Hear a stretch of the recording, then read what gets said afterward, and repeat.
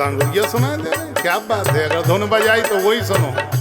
देखो का होते घर में जैसे लड़का अब बड़ो हो गो, अब उनको ब्याह हो नहीं हो रहा, जुगाड़ नहीं लग पा रही, तो भैया बड़े भैया से नहीं कह सकत, पिताजी से नहीं कह सकत, मताई से नहीं कह पाऊ शर्म के मारे, लेकिन भौजाई से तो कह सकत, भौजी जुगाड़ लगा दो।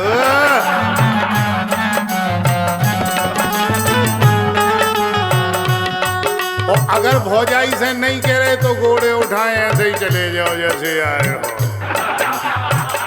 तो कह रहो कि भौजी हो गो देवर जवान बड़े से कह दो लांगुरिया, ए भौजी हो गो देवर जवान बड़े से कह दो लांगुरिया, अरे कह दो लांगुरिया, ए बड़े से कह दो लांगुरिया, हाँ कह दो लांगुरिया, बड़े से कह दो लांगुरिया, भौजी ए भौजी, हाँ भौजी, ए भौजी हो गो देवर जवान बड़े से कह दो लांगुरिया।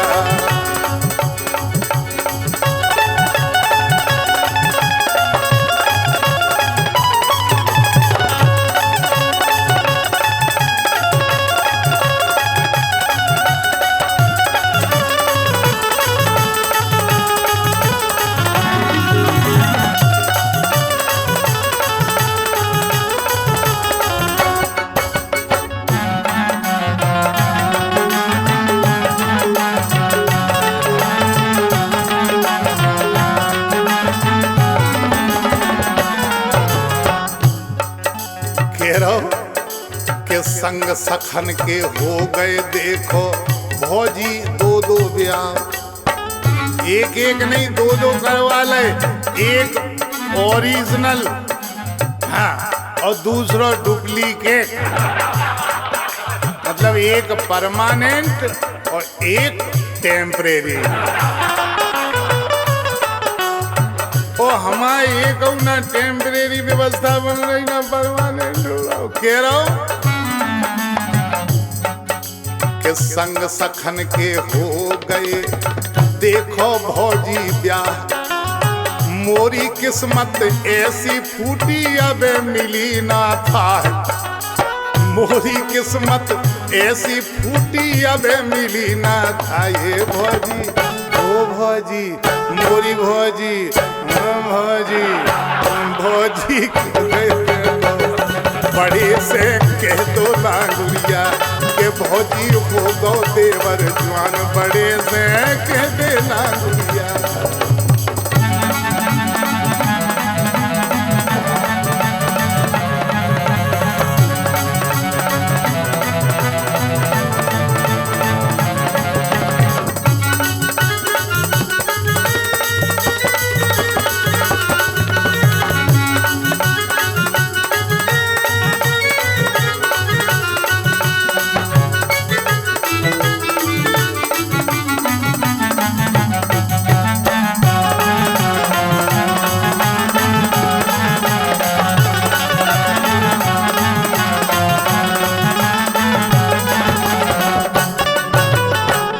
भौजी बोली तुम्हें तकलीफ का है, परेशानी का है?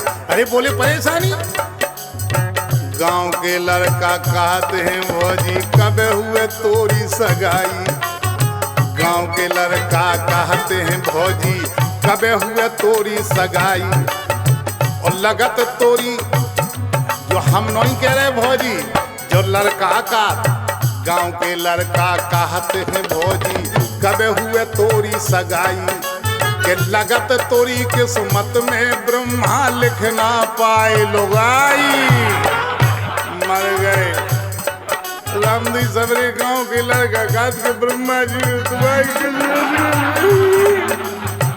अच्छा एक बात और है, जो ब्याह इतनो हत्यारी चीज है कि जी को हो गो बोर रो और जी को नहीं भाव बोर रो।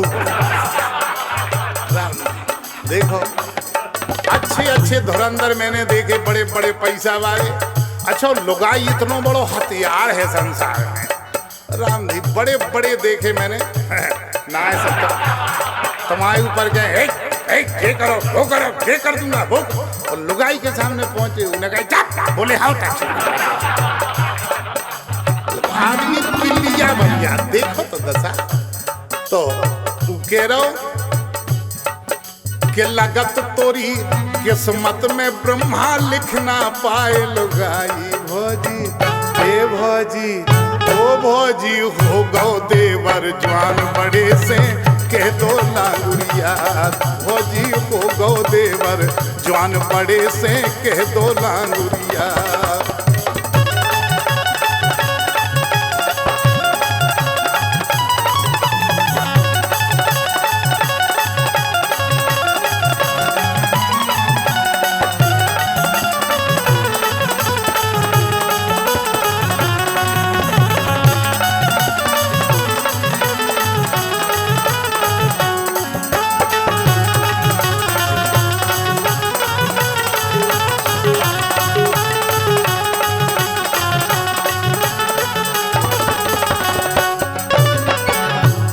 अच्छा एक बात बताएं, देवर हाथों बदमाश घुटो घुटाओ। तू बोलो भौजी से के भौजी, भौजी बोली तो चावने कैसी है जा बता। अरे बोले चाय जैसी हो, आंधरी कानी लूली लंगड़ी, और चाय का दो बाल बच्चे हो गए हुए, चाहे ब्याह भाव हो चाहे ना भाव हो, ब्याह हुई हो बाई में जाए, बाल बच्चे होवे हो बाई में। देखो कह रहा हूं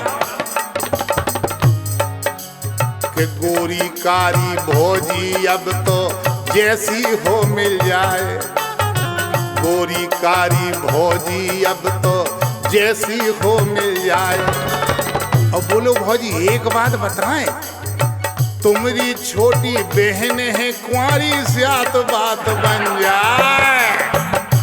एक देवर कितना बदमाश कहा, कह रहा भौजी तुम्हारी हल्की बहन तो स्यात और का देख लो, तुम्हारी छोटी बहन है कुंवारी स्यात बात बन जाए। भौजी हे भौजी हाँ भौजी, हे भौजी हो गौ देवर जवान बड़े से कह दे लांगुरिया, भौजी हो गौ देवर जवान बड़े से कह दे लांगुरिया।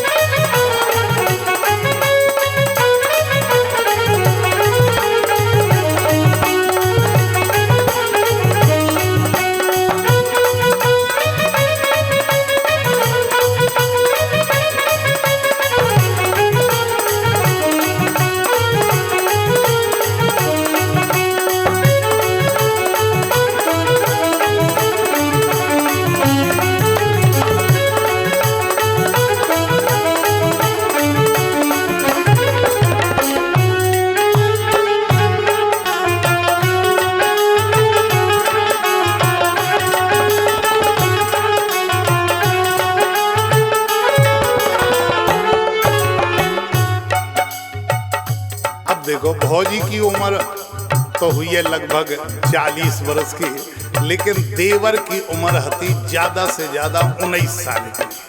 तो भौजी बोले कि लाला इतनी जल्दी काहे उठता रहे, अब ब्याह हो जाए तनक 1-2 साल और रुक जाओ, मतलब कम से कम 21 के तो हो जाओ। अरे बोले भौजी ये चाहे लुक लुकी भई, हम क्या करें। तो बाप बोली कि हम बताएं, ब्याहे हुए तुम रो देवर, ब्याहे हुए तुम रो देवर, इतने ना उकताओ, ब्याहे हुए तुम रो देवर तुम इतने ना उकताओ। और कुलदीप कह रहे अबे करे से फिर पाछे पछताओ। देखो अबे छोटे हो और इतने कुलदीप कह रहे, जो हम नहीं कह रहे, जो गीत लिखो कुलदीप हुआ है, कुलदीप स्थापक का कह रहे हैं, ब्याहे हुए तुम रो देवर तुम इतने ना उकताओ। कुलदीप कह रहे अबे करे से फिर पाछे पछताओ। भौजी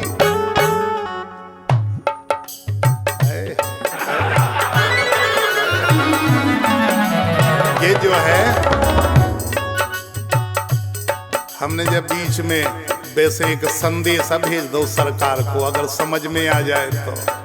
हाँ, काम की चीज भेजी जाए सोना कैसेट के माध्यम से कि अगर बने तो 21 के पहला लड़का को, तो 18 के पहला बिटिया को ब्याह न करिए भैया, नहीं था कुलदीप के रे अबे करे से फिर पाछे पछताओ भोजी। ए भोजी, हाँ भोजी, हो गो देवर जवान बड़े से कह दे लांगुरिया। भोजी हो गो देवर जवान बड़े से कह दे लांगुरिया। एक कह दे लांगुरिया, बड़े से कह दे लांगुरिया। हाँ कह दे लांगुरिया, बड़े से कह दे लांगुरिया।